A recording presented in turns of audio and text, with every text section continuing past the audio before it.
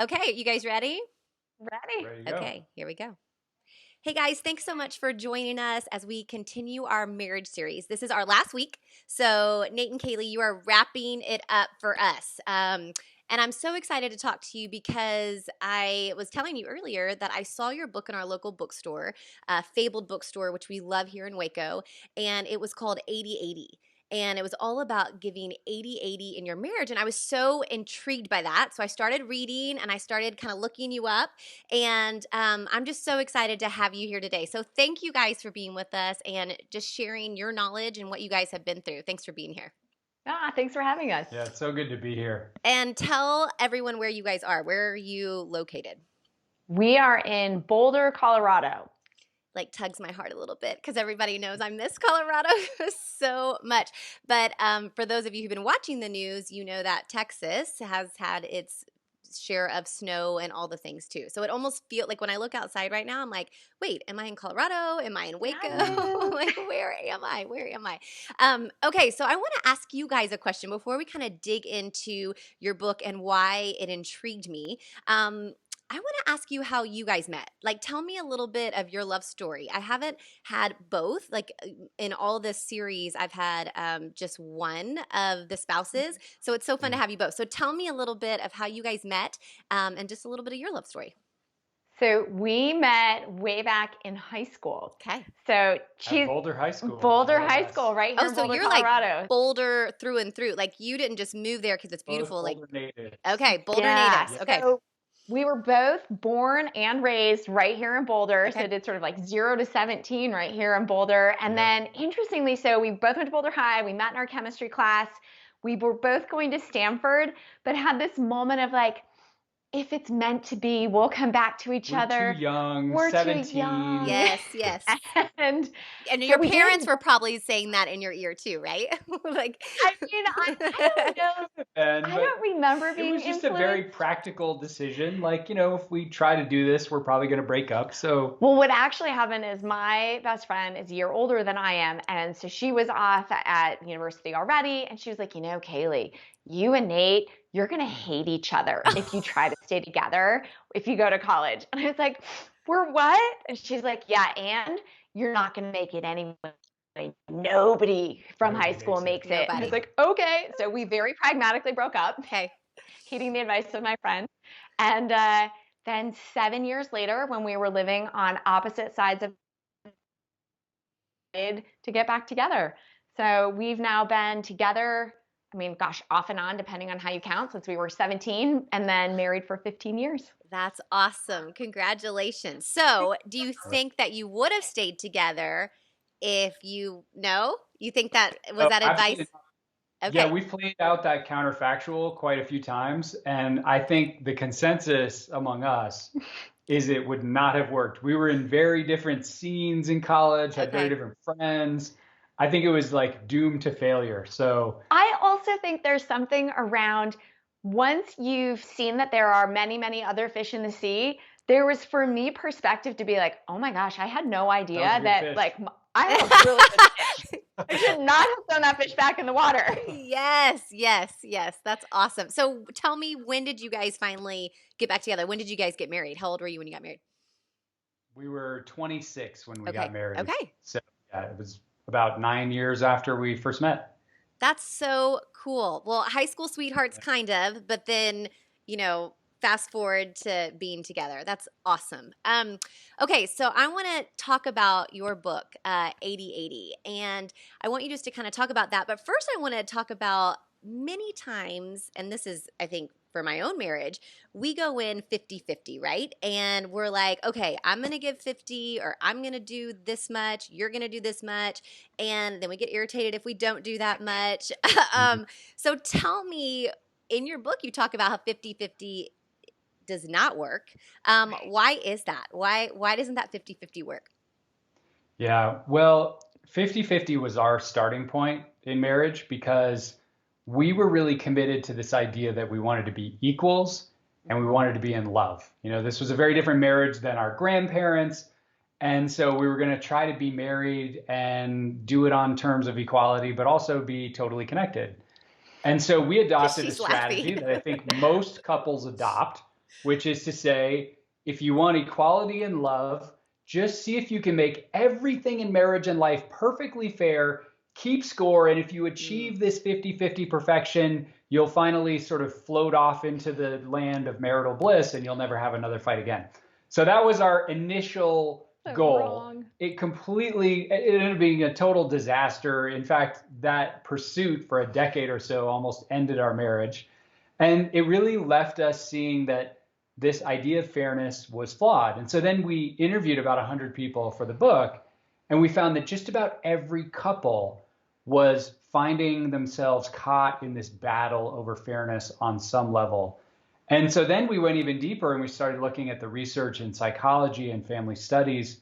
And we started to see that fairness is a lot like a mirage in the desert, where you think it's there. You think if you just get close to it, you're going to get there, but it just recedes into the background the closer you get to it. And there are a couple of reasons for that we just found really interesting. So the first is what cognitive psychologists call availability bias, which is a fancy way of saying everything that I do, all the dishes I unload, all the trips to take our daughter to school, I see those.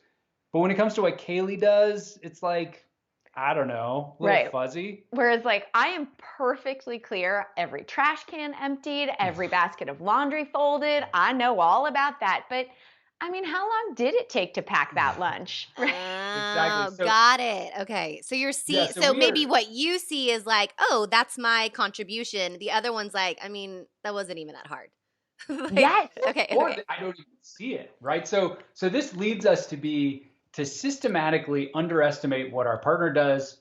But then there's this other cognitive bias that's really interesting that is really the opposite effect, that psychologists have found we have this tendency to overestimate everything we do. So in other words, if I say I was cleaning the kitchen for 90 minutes, it was probably more like 60 minutes. And that leads to a really confused state because I'm now overestimating everything I do, underestimating everything Kaley does. We're having these fights about what is or isn't fair, which are based on pure delusion, essentially. Mm-hmm.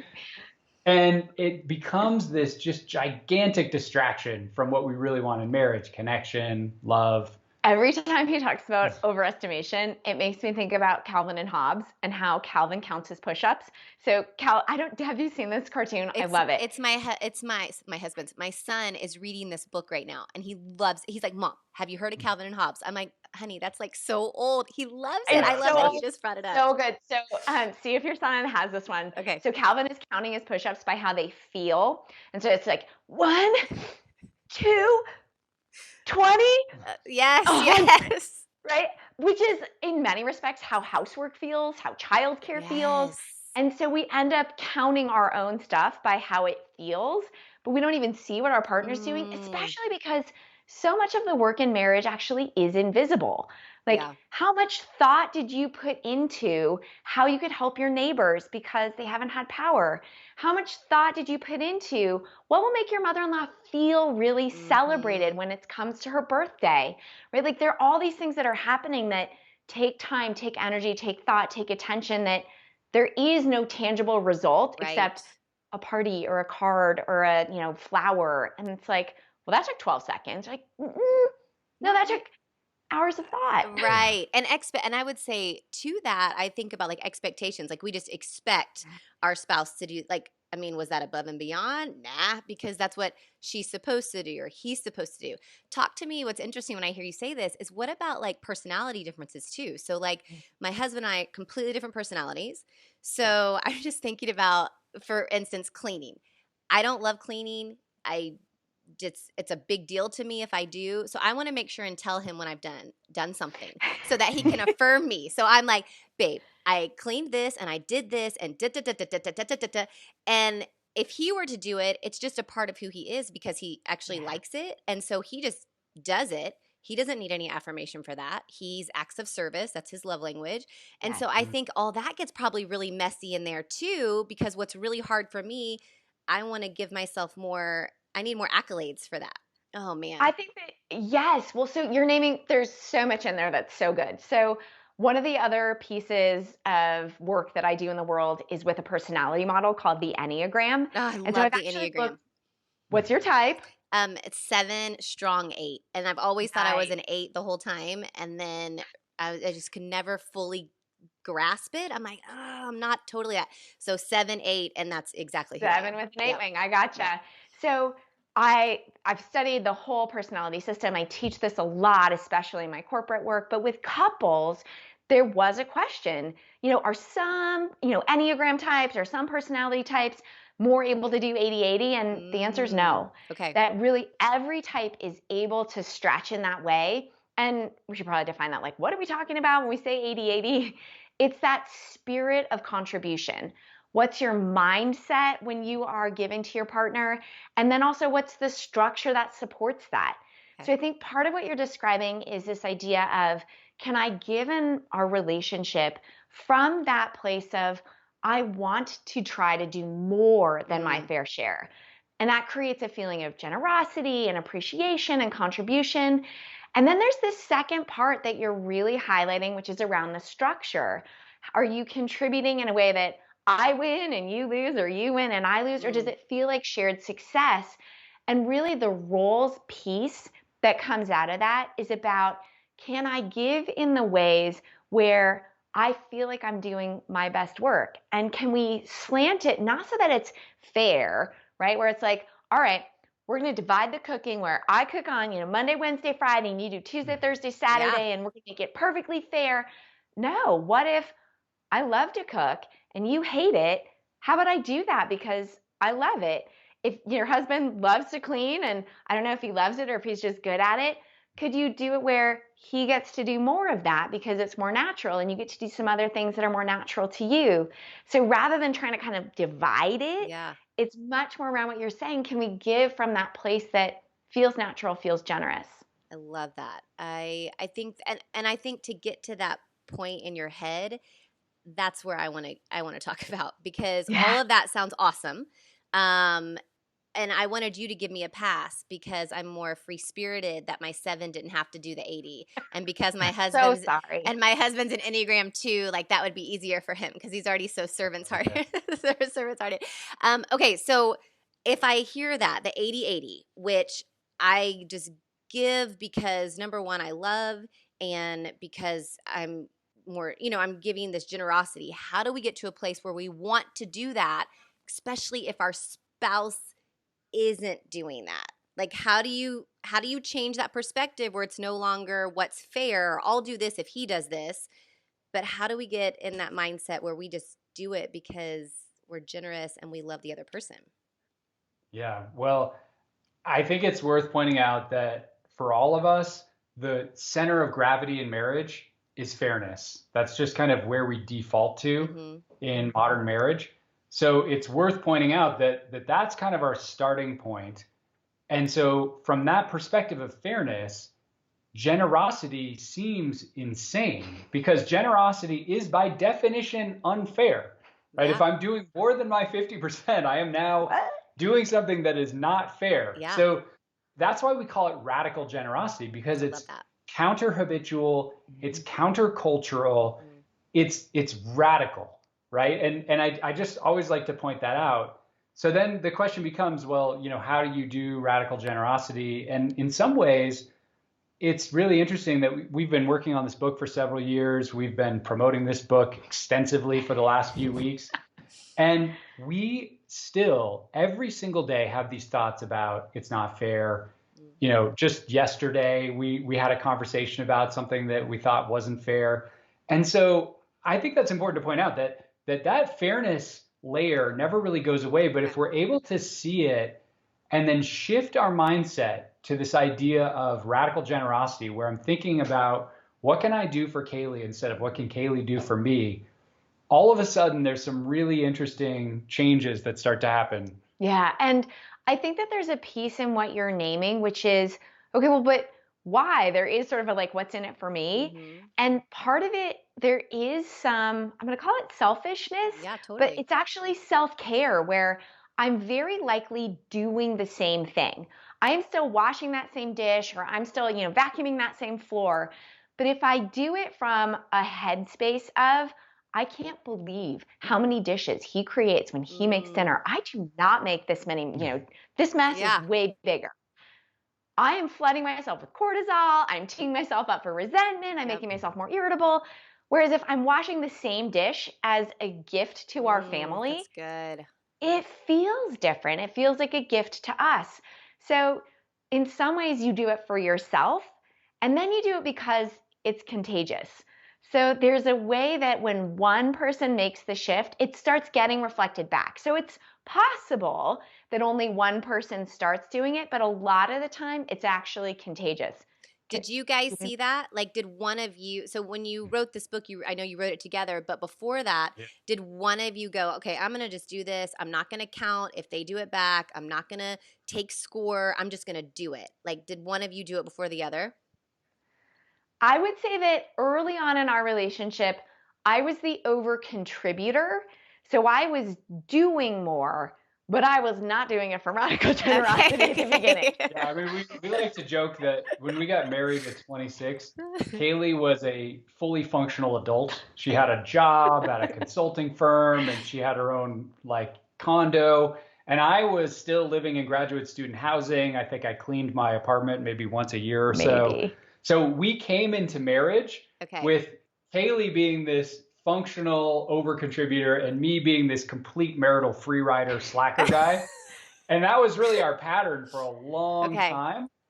So it was kind of this weird 80-20, but as Kaley said, there wasn't a whole lot of generosity built into Little that. resentment maybe in there. It was a lot of fairness-based resentment that we Yes. were feeling on both sides. It was resentment, and it was also, if I'm really honest, it was control.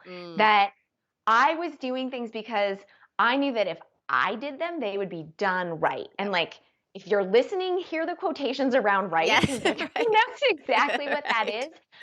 But there was a willingness that I had to embrace around it might not be my way, and there might be a mistake the first time, that for me to actually let Nate show up in our relationship with generosity, I had to let go. Yeah. Is there water in there? Would you say the first thing starts with mindset? When I was talking to our past guests, we said, what if every day we woke up and said, how can I make my spouse's life better today? What is it that I could do for them to make their life easier? If that was more of our mindset, then I'll do this because this was left out, or, but I'm not going to do this, or he didn't do this for me this time. Why should I do this? Let's see if he notices, or she notices. And I think that's the game we play a lot. I know we've been married almost 20 years and I still play that game. I mean, to be honest, like that's still like, oh, did he see that I did this? Instead of, I hope that made him feel special today. So how do we, tangibly, like if someone's listening right now and they're like, okay, I want to do this. I want to see if I can try this. What is their first step? Yeah. Well, so my career up until this book has been really focused on mindfulness. And I think a lot of those tools of mindfulness practice can be useful here, because a mistake that I see a lot of people falling into is this idea of, I wake up with this thought of resentment or, anger toward my partner, and I need to just change my mind so that I never have that thought again. And I wake up in this completely sunny, amazing worldview in my head where I'm just here to, be generous to my Surprise spouse and delight and make the world a better place. And I think that the problem with that view is that we really don't control our mind or the emotions that are arising in our body. If we start to really pay attention to what's happening up there, there's all sorts of automatic patterns and habits. And so I think a better way is to simply become aware of those patterns that you have. And for most of us, we have patterns that lead us into this fairness-based worldview.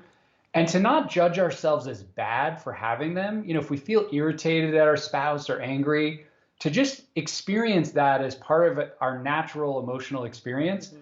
But then once we're aware of that, what we recommend is just a simple shift in mindset by making a mental note. So for us, we think like radical generosity or 80-80. And that sometimes is all we need. If we need a little more, we think about, or I can think about, what did Kaley do yesterday? I remember some of the contributions she's done just to kind of push me out of that fairness-based mindset. But I think there is a sort of overlay here of mindfulness that can be very helpful for just acknowledging and being okay with our ordinary habits of mind, but then shifting them slightly. And it's interesting that you bring up what your pastor was saying, that I heard a pastor say, you live into love. And I think there's, in some ways, you live into 80-80. That if you start with one radically generous act toward your partner, and this doesn't have to be enormous. This is not an hour-long massage. Although we just talked to a couple where apparently, like, she gets a 30-minute back rub every night. And I was every single night. I could sign up for that. Yes, That's please. a really hard Go precedent. ahead. That was a very hard precedent. So we recommend things like turn on the coffee pot if you're the first one in the kitchen, or leave a sticky note that says, I love you, on your partner's computer. That if you start with one small, generous act, that starts the upward spiral. And we actually have, can we tell you a really cool story? Yeah, This is please. something that happened about 10 days ago. So we had just a crazy couple of weeks. We were getting ready to launch this book, which is its own stressful thing. Our daughter broke her wrist. Every appliance in our house broke, for what reason, I don't know. And then on top of that, we were the next day going to be on Good Morning America. And we had a rehearsal the night before that I just completely bombed. He was not good. So I was like totally stressed out, right? Because we're going to be on national television. I completely botched the segment we were practicing. And so Kaley left this sticky note on my nightstand. It's just like a Post-it note, just saying, I love you. Let's have fun tomorrow. Yeah. And it completely changed my experience of that moment.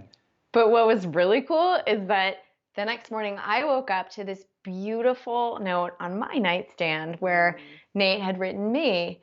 And then my favorite part of the story is the next evening, our 9-year-old had left both of us good luck pictures. So there's a way that something small, it was contagious in the most positive way throughout our whole family. I was going to ask you that. When your kids see that, yes. How does that impact them? How is your daughter impacted when she sees this? Yeah, I think that if you see resentment and scorekeeping modeled, that's what you learn. If you see generosity modeled, that's what you start to embody. And then there's this cool call and response starts to where when something radically generous happens, you appreciate it. And there's also, we think about it almost like switching the glasses that you're wearing, that very often it's easiest to see all the ways that your partner has messed up or not done their part or where it wasn't fair. And if instead you can wear the glasses of appreciation, you can catch them doing something right. And we're teaching our daughter, you can go on a scavenger hunt. Because what you look for on a scavenger hunt is what you find. And so if we start looking for all the ways that are, I look for ways that Nate is awesome, right? Or she's looking for ways that she can appreciate, one of us, or we look for, where did she do something great? We find it. Yeah. And then there's more to appreciate. There's more to recognize in each other. How do you do that when you talk about appreciating your partner? Is that something that you do in your kind of mindfulness practice where you're thinking, okay, this is why I appreciate them so much? We had a guest who talked about, like, write all the things down. We were talking about the differences in our personalities and so forth, and how sometimes, when you first get married, those differences are like so amazing. You're like, oh, and then like 20 years down the road, you're like, ah, or you're trying to change them. I married him because he's so creative. He makes me crazy. Yes. He's not grounded. Yes. And then you try to change him to be more like you, right? Right. So, that's the thing that we get into. And he was like, you need to make a list of all the things that they've helped you, how they've helped you grow. What are the things that you've experienced because of them? How have they brought this into your life? So tell me some of the ways that you tangibly can appreciate your partner. Yeah, I love the idea of a list. What we have found, however, is that making it a daily habit is really the key, because appreciation, it's great. It results in this kind of glow for both people. But if it's not a daily practice, then, it happens once and it kind of falls away. So what we have done, two things. One, we do a check-in every night at our family dinner. And one of our check-ins is gratitude. We do a number of other things, but one of them is appreciation, where everybody in the family expresses one appreciation for everybody else in the family. So it's really fun. Our daughter appreciates the two of us. We Love it. appreciate our daughter and each other. And And you do that that every has been, night. Every night you guys do that. we do some check-in every night. One of them is appreciation. But then the thing That's we awesome. do every night is for us, as we're just about to go to sleep, so we're lying there in bed every night, we just do one appreciation for each other from the day. And it doesn't have to be anything big. You know, it could be, hey, thanks for giving our daughter that extra jacket when she went to the outdoor spelling bee in the cold, which actually did happen a couple weeks ago.